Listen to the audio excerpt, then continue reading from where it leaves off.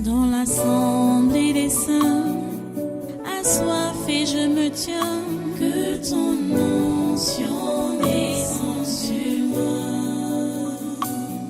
Conscient que mon destin est dans le creux de ta main, que ton onction descende sur moi. Je suis disposé, assoiffé, que ton onction descende sur moi. Je suis disposé, assoiffé, que ton onction descende sur moi.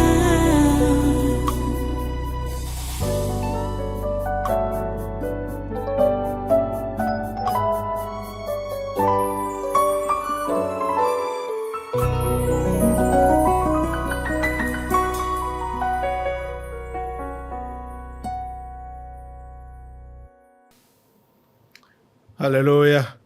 Merci Dieu Tout-Puissant. Merci pour ta présence en ce lieu. Merci pour ta présence dans ce pays. Merci pour ta présence dans ce monde. Seigneur, tu es là, tu prends le contrôle, tu surveilles et tu veilles sur tout ce qui se passe dans nos nations et dans ce monde. Nous bénissons ton nom, Seigneur, pour cela. Même comme le diable pense qu'il a le contrôle et que c'est lui qui gère les choses. Mais tu n'as pas encore dit ton dernier mot. Nous savons que c'est toi qui es le patron de l'univers, le Dieu trois fois saint, le Père de notre Seigneur Jésus-Christ. C'est toi le patron de l'univers. Et nous te remercions parce que nous avons un Dieu comme toi. Tu n'es pas un morceau de bois, ni une pierre, et tu es un Dieu vivant. Tu es esprit. Et tu es vivant, et tu es réel. Merci Seigneur pour ta réalité. Merci Seigneur pour ta présence parmi nous. À toi toute la gloire et tous les honneurs. Merci parce que tu es celui qui préside ce culte depuis ce matin. Seigneur, tu es avec nous. Nous bénissons ton nom, Seigneur. Merci de prendre davantage tout le contrôle au nom puissant de Jésus. Merci Seigneur d'accepter notre adoration et nos louanges. Merci d'écouter nos prières et de les exaucer. C'est au nom puissant de Jésus que nous avons adoré. Amen. Amen. Amen. Voilà, prenez place dans cette sainte présence. Soyez tous les bienvenus à ce congrès naturel de ce 9 mars 2025. Les amis, nous sommes en mars. En octobre, il y aura des élections ici au Cameroun, par la grâce de Dieu. Beaucoup de candidats se sont déjà prononcés. Mais nous vivons une situation ici au Cameroun où un ministre du gouvernement est en train de semer la pagaille un peu partout. Dans la lecture des choses, on comprend que c'est le gouvernement entier qui fait ces bruits-là et ils l'ont juste mis devant comme leur porte-parole. Je veux parler d'Atanganji. Toutes les bouches s'ouvrent. Toutes les bouches parlent de ce que cet homme est en train de faire. En mal, bien sûr, contre cette nation. Il y a un député là, Nietzsche, qui a même parlé, lui il est allé même très loin. Je vais vous lire ses propos. Jean-Michel Nietzsche accuse le régime de créer une insurrection d'État. Une insurrection d'État. Et ça, c'est à cause d'Atarangi. Hein? Ça, c'est à cause d'Atarangi. Voilà l'article là ici. Jean-Michel Nietzsche accuse le régime de créer une insurrection d'État. Voilà l'article. Vous avez bien vu? Ok. Voilà, et ça dit, l'honorable Jean-Michel Nitche est très remonté contre le ministre de l'administration territoriale, Paul Atanji. Pour le député, ce membre du gouvernement n'est ni plus ni moins ministre de la provocation nationale. Lui, il appelle ministre de la provocation nationale. Après la sortie du MINAT mardi dernier, lors d'un point de presse au cours duquel il a même professé des menaces contre des hommes politiques véreux en cette année électorale, Jean-Michel Nitche signe une rude réaction dans laquelle il suspecte le gouvernement d'être en train de créer une insurrection d'État pour tenter de noyer sa défaite électorale certaine. Bon, ça, ce n'est pas même pour la défaite électorale. C'est pas pour l'analyse de Jean-Michel Nitche, ce n'est pas correct parce que ce gouvernement, ce n'est même pas parce qu'il veut défendre Biya. Que ce gouvernement veut renverser Biya. Et ce gouvernement veut renverser le pays. Ce n'est pas une affaire d'élection. C'est une affaire du Cameroun. Le renversement du Cameroun. Ici, au Tabernacle de la Liberté, nous connaissons les plans du diable de A à Z concernant ce pays. Voici ça qui est résumé dans ce livre qui est sorti en janvier de cette année. Dieu nous a fait grâce que depuis 2019, chaque année, il nous révèle tout ce qui va se passer. Et nous consignons ça dans un livre pour permettre aux uns et aux autres de pouvoir prier conséquemment, c'est-à-dire en détruisant donc les plans des ténèbres, les plans du diable, ou des gens comme les Paul Atanji et sa troupe. Je veux dire que Paul Atanji n'est juste qu'un élément. Je veux dire, il est juste un porte-parole. Mais c'est tout le gouvernement qui est engagé à renverser cette nation. Le gouvernement du 4 janvier 2019. Ce gouvernement est engagé à renverser cette nation. Et ils sont en train de passer par Paul Atanji. Vous allez remarquer que quand bien même certaines personnes vont faire les remarques pour dire que mais, quand même, dire aux autres membres du gouvernement que mais, arrêtez-le. Arrêtez ce qu'il fait, arrêtez-le. Ils vont dire que non, il est dans son rôle. Que Paul Atanji est dans son rôle. Donc que ce qu'il fait là est normal. Ça c'est par exemple la réaction de Grégoire Ouna. Ouais. Donc on comprend donc que c'est tout le gouvernement qui est dans cette logique de faire ce que donc Jean-Michel Nitche appelle insurrection d'État. Ce n'est pas pour vouloir noyer la défaite électorale, ce n'est pas parce que en termes clairs, même Nitche le sait, que aucun opposant ne peut battre Biya aux élections ici. Aucun opposant. Même tous ceux, ils sont ambitieux. Cabral Lebi lui dit que bon, c'est pour que les choses aillent bien ici au pays, il faut. Je vais vous lire ce que lui il a dit. C'est bizarre. Il n'y a aucun opposant qui peut battre Biya. Donc, Cabral Lebi propose donc 2 voies pour la transition post-Biya en 2025. Coalition ou Cabral président. C'est ça que lui prétend. Et coalition ou Cabral président. Voilà ces 2 propositions, ces 2 voies de sortie en 2025, cette année électorale.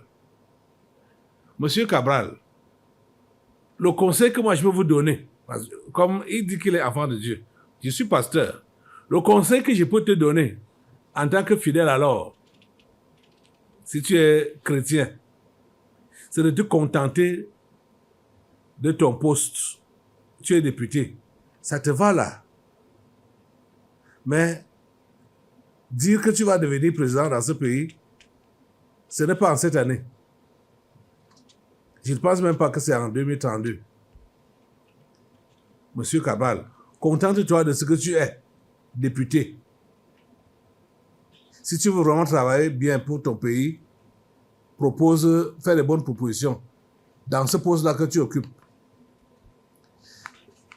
J'ai déjà dit ça plusieurs fois, que je ne sais pas pourquoi, en tout cas, je comprends aujourd'hui, je comprends. Je disais que je ne sais pas pourquoi Atanji s'acharne à combattre Kabar Libi, il s'acharne à combattre Maurice Kamto. Je mets même ça entre guillemets.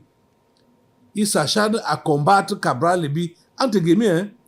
Il s'acharne à combattre Maurice Kamto. C'est quand, entre guillemets, il s'acharne à combattre les églises de réveil. Voilà Atanji. Hein? C'est entre guillemets, les églises de réveil. L'acharnement contre les églises, ce n'est pas contre les églises de réveil, c'est contre le tabernacle de la liberté. C'est clair. Et l'acharnement contre les opposants politiques, ce n'est pas contre les opposants politiques, c'est contre Biya en direct. Et c'est contre le Cameroun. Je vous assure. Ça ne vise pas deux choses. Comme je disais donc, voilà ce que Dieu nous a révélé. Qu'est-ce qui va se passer? Qu'est-ce qui est prévu par le diable et ses agents contre le Cameroun en cette année 2025? La séduction, les troubles, parce que ce que j'ai fait là, c'est pour pouvoir séduire Biya, qu'il est en train de, ou bien les partisans de Biya, qu'il est en train de lui frayer le chemin en combattant les opposants politiques. Ce n'est pas le travail qu'il est appelé à faire. Il doit laisser ces gens-là tranquilles. Il doit laisser Cabral Libi tranquille. Il doit laisser Maurice Kamto tranquille. Laisse-les tranquilles. Donc, la séduction, les troubles, c'est ça donc que l'homme là veut créer. C'est ce que Nietzsche a appelé l'insurrection d'État. Les troubles, les attaques, la destruction. C'est ça alors. Il veut détruire le Cameroun. Et le partage du joyau africain. Donc, pour partager africain, diviser, je veux dire, partager le Cameroun, diviser le Cameroun. C'est ça que Atanji est en train de rechercher.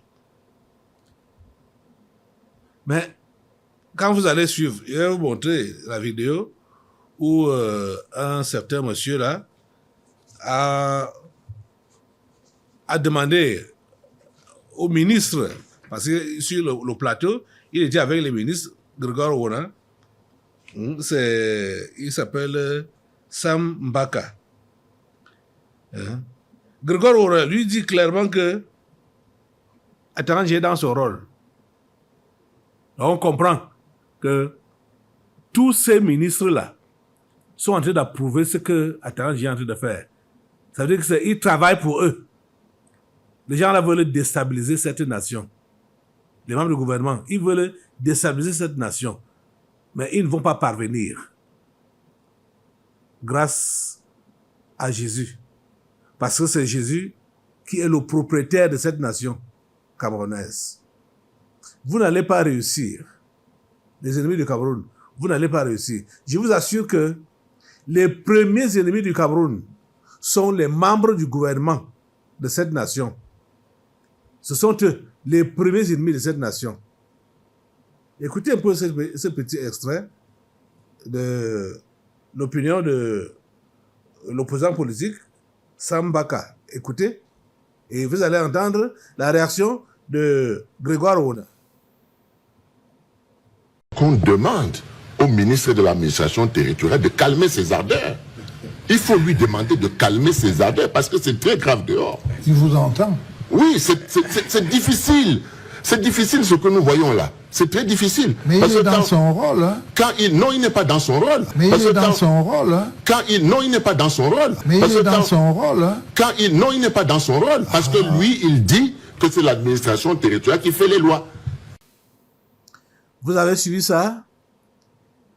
Il est dans son rôle, dit Grégoire Ronan. Il est dans son rôle. Rôle de quoi?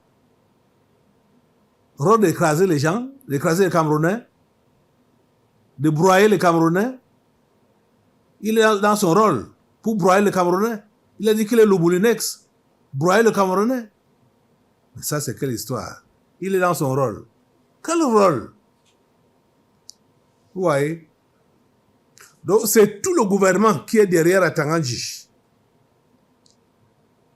Donc, vous comprenez que quand bien même on lui lance le feu ici, là, il peut aller se cacher dans l'un de ces gens-là. C'est pourquoi on doit tous mettre le feu sur eux. On doit mettre le feu sur eux tous. On doit mettre le feu sur eux tous. Sur eux tous. C'est-à-dire tout le gouvernement. Commençons par là aujourd'hui. Assemblée, mets-toi debout. Mets-toi debout. Et maintenant, là, le gouvernement du 4 janvier 2019 prend feu. Il est calciné. Commençons par leur porte-parole, qui est Paul Atangandji, qui est donc, comme Nietzsche l'a appelé, ministre... Il a appelé comment, là? Ministre de l'insurrection. Ministre de l'insurrection d'État. C'est comme ça que Nietzsche l'a appelé. Mettez le feu sur lui, Paul Atangandji, mettez le feu sur ce ministre et sur tous ses collègues, les Grégoire Ronan, les John Gouté, les Malachi Madaoda, tous, eux tous, ils sont d'accord avec lui. Ils l'ont envoyé juste devant. Au nom de Jésus, ce gouvernement du 4 janvier 2019 prend feu. Au nom de Jésus, Seigneur, tu le consumes par ton feu. Seigneur, tu le consumes par ton feu. Seigneur, tu le consumes par ton feu. Ce gouvernement, il prend feu au nom puissant de Jésus. Seigneur, s'il te plaît, ne les laisse pas prospérer dans leurs mauvaises œuvres. Seigneur, mets un terme à leurs mauvaises œuvres. Mets un terme à leurs mauvaises œuvres. Mets un terme à leurs mauvaises œuvres. Au nom puissant de Jésus. Ô Dieu, s'il te plaît, écoute notre prière maintenant et exauce-nous en mettant un terme aux mauvaises œuvres de ce gouvernement. En mettant un terme aux mauvaises œuvres d'Atangandji. Au nom puissant de Jésus. Amen. Asseyez-vous un peu. Franchement, moi, je vais m'adresser au chef de l'État maintenant pour lui faire comprendre, puisque, voilà, Mbaka essayait de convaincre les autres membres du gouvernement d'arrêter Atangandji. Et Grégoire Ronan dit qu'il est dans son rôle. Vous voyez, vous comprenez que ils sont tous pareils. C'est notre chef de l'État seul qui doit comprendre que ces gens sont en train de travailler contre lui. Ils prétendent travailler pour lui, battre campagne pour lui, le protéger, le sécuriser. Ce n'est pas le cas. Ce n'est pas le cas. Nullement, ce n'est pas le cas. Parce que les gestes, les mouvements, les paroles d'Atangandji montrent seulement qu'il a un esprit de destruction qui l'anime. Il veut détruire cette nation. Atangandji veut détruire le Cameroun. Atangandji est dangereux. Il veut détruire le Cameroun.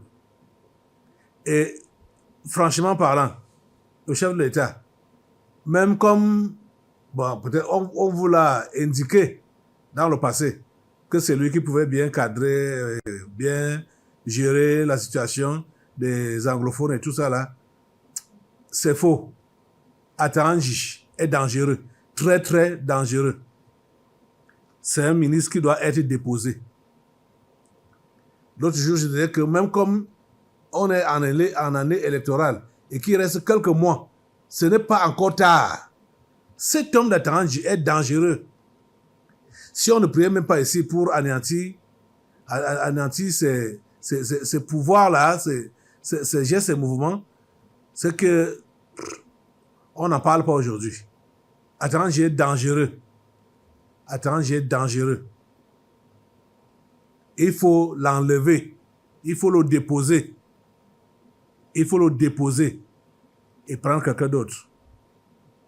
Les amis, on va encore se lever parce que maintenant, là, pendant que je suis en train de parler, je sens cette urgence-là de prier encore contre Ataranji pour que la colle qui est sur ses fesses-là, comme il s'est assis sur un poste ministériel ici, là, cette colle-là, hein, dégagez cela, dégagez-le de son siège de ministre de l'administration territoriale, dégagez-le au nom de Jésus. Cette colle-là se dissout au nom de Jésus. La colle qui l'attache à ce poste, à ce siège ministériel, cette colle-là se dissout au nom de Jésus, ça se dissout au nom de Jésus, ça se dissout au nom de Jésus, et il est calciné, Ataranji est calciné. Tous ces pouvoirs mystiques, tout ce qui le maintient dans ce gouvernement, cela est calciné au nom puissant de Jésus. Et il est lâché. Oh Dieu. Il a menacé les autres avec le pays de si je savais. Quand il voulait faire allusion à Kamto, pour dire que son séjour maintenant à Konengi sera prolongé. Alors que c'est lui-même qui va rentrer là-bas. Parce que lui-même, il connaît l'endroit là. Il doit rentrer là-bas. Parce qu'il doit être déposé. Et on ouvre des enquêtes contre sa gestion du Minat depuis qu'il est là-dedans. Au nom de Jésus, ô Seigneur, expose-le. Expose-le. Expose pour la Taranji. Seigneur, expose pour la Taranji. Seigneur, expose pour la Taranji. Au nom puissant de Jésus. Que tous les pouvoirs mystiques puissent le lâcher. Tous les pouvoirs mystiques puissent le lâcher. Oh Dieu, s'il te plaît, fais-le. Au nom puissant de Jésus. Tous ces ministres, leur pouvoir mystique, mettez le feu sur ça. La franc-maçonnerie, mettez le feu sur ça au nom de Jésus. Au nom de Jésus, ça les lâche. Ça les lâche. Ça les lâche. Au nom de Jésus. Oh Dieu, merci de nous écouter et de nous exaucer. À toi la gloire, l'honneur et la puissance. Au nom puissant de Jésus, nous avons prié. Amen. Assois-toi. On va continuer la prière, les amis. Pour le Cameroun toujours. Nous allons prier maintenant pour Cyrus Ngo et ce qui se passe au port autonome de Douala comme vol. Depuis le séminaire de février 2025, c'était le 1er février 2025, l'esprit de vol a été saisi dans un corps ici, là, et il a été décapité. Ça a encore récidivé. Ça, c'était pendant le séminaire de février. Hein.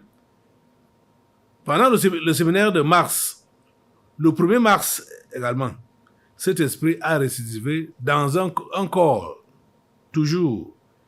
Et la première fois, je ne lui ai même pas posé les questions.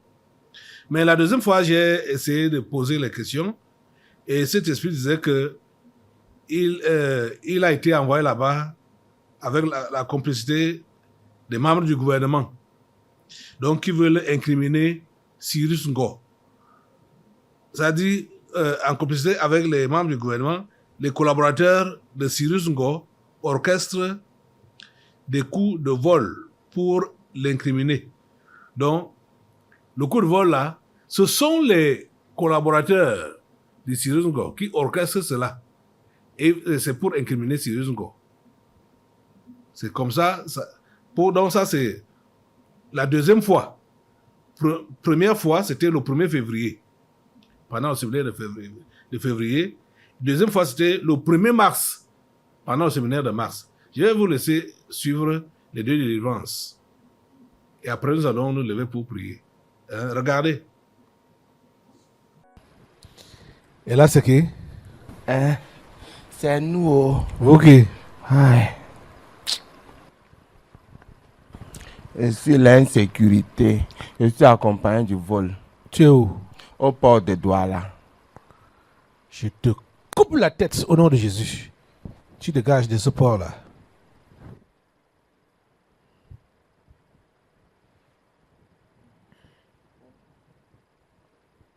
Et là, c'est qui? C'est moi. Toi qui? Je suis le vol Tu es où? au port de Douala. Qui vole là-bas? Les collaborateurs de Cyrus. Ils sont envoyés par les nobles ministres de ce pays. Comme ça. Je t'attache, esprit de vol. Je te coupe la tête. Et j'expose ceux-là qui te pratiquent. Au nom de Jésus.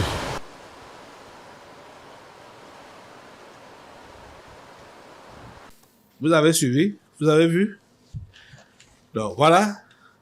Devant moi ici, j'ai ce dossier qui dit sous enquête criminelle dans l'affaire Port Sec OTCS.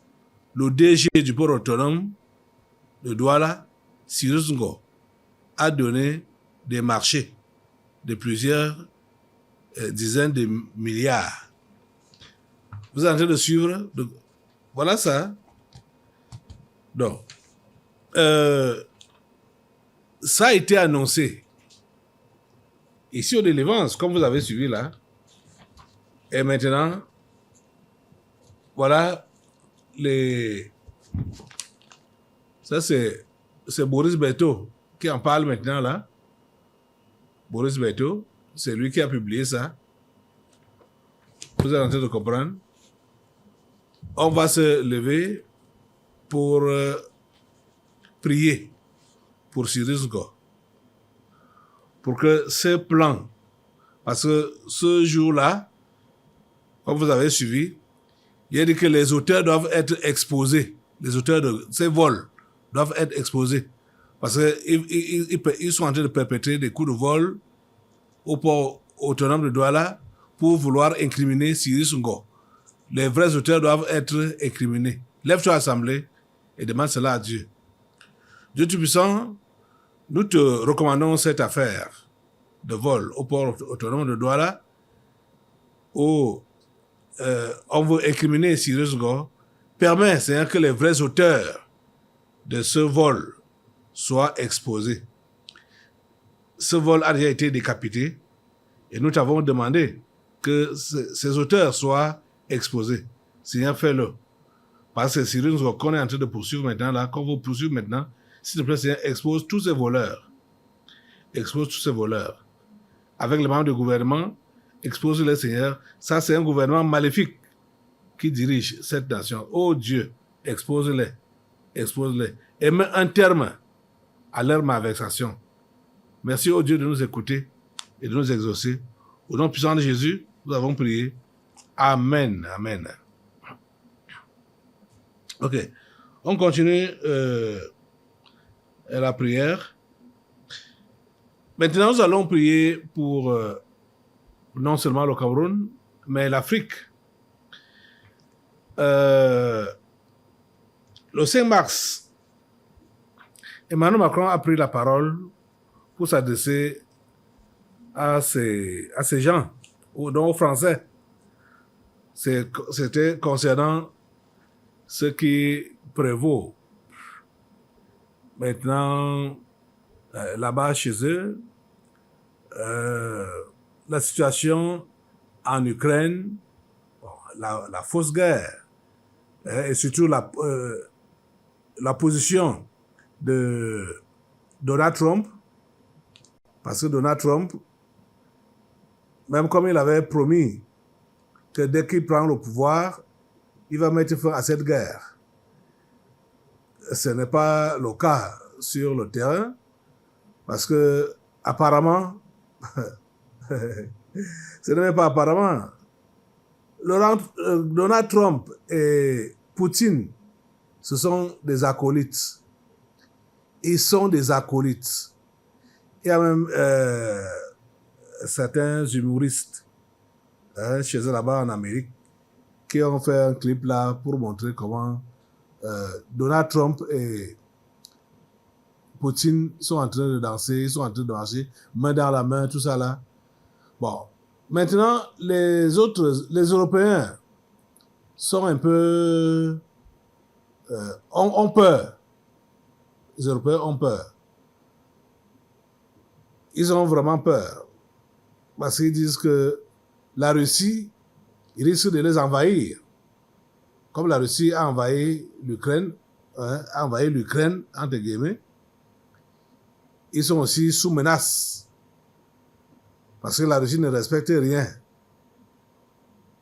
C'est comme ça qu'ils disent parmi les accords qui ont été faits, tout ça là, la Russie ne respecte rien.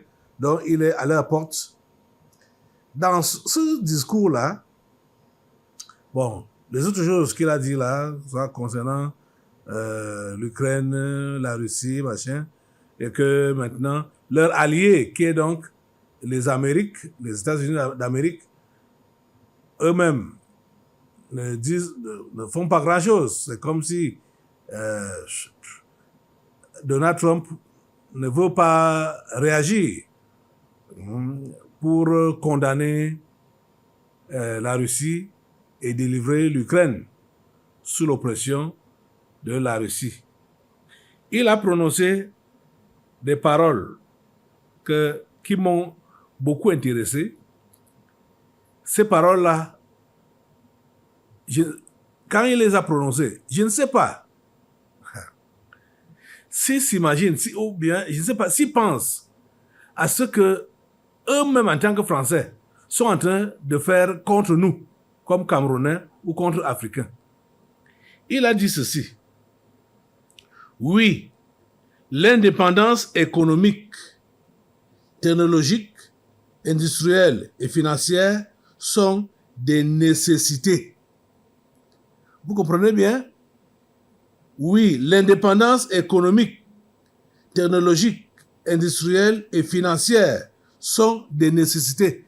Ils savent ça, ils savent ça, mais ils maintiennent le Cameroun et l'Afrique sous l'oppression.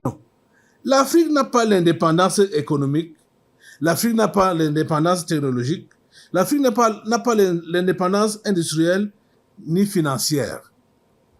Je veux dire, le Cameroun et l'Afrique n'ont pas cette indépendance-là.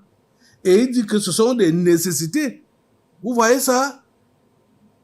Oh, c'est parce qu'il est en train de réclamer leur indépendance. Il faut qu'ils soient indépendants, qu'ils soient autonomes, ne comptant plus sur les forces alliées.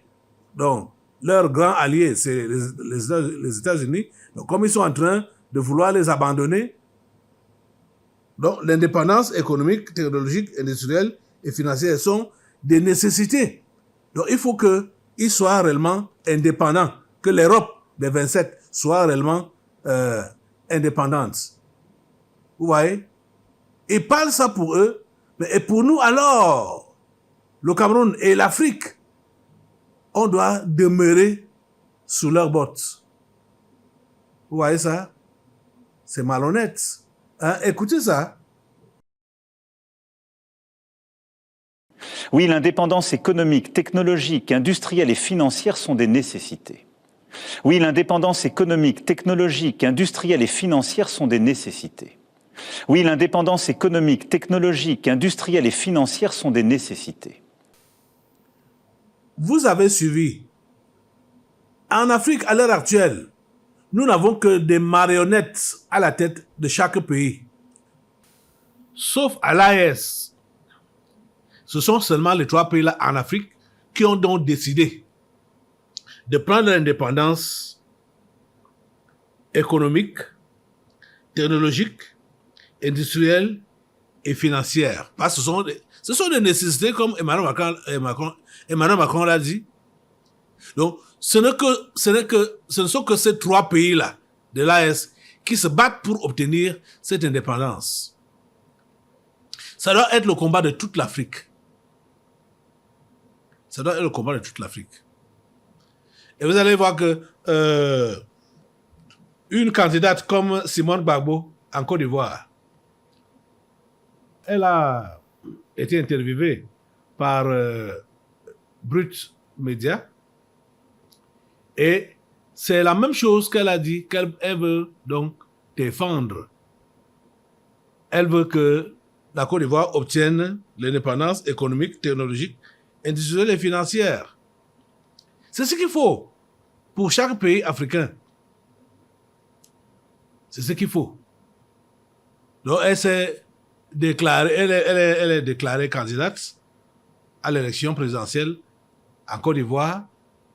Vous voyez, depuis les indépendances, soi-disant, dans les années 60, jusqu'à présent, tous les présidents qui sont là n'ont jamais songé obtenir l'indépendance économique, technologique, industrielle et financière.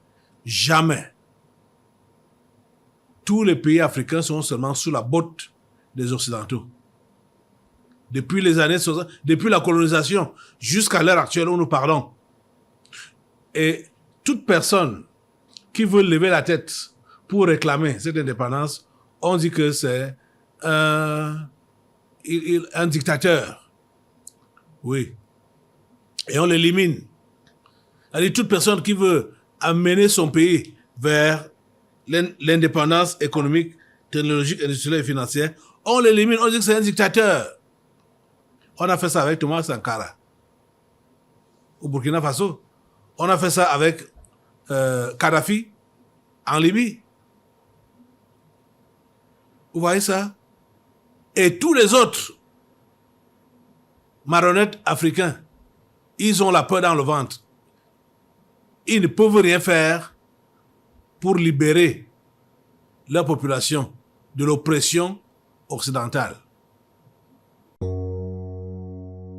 Dans l'assemblée des saints, assoiffé je me tiens, que ton onction descende sur moi. Conscient que mon destin est dans le creux de ta main, que ton onction descende sur moi. Je suis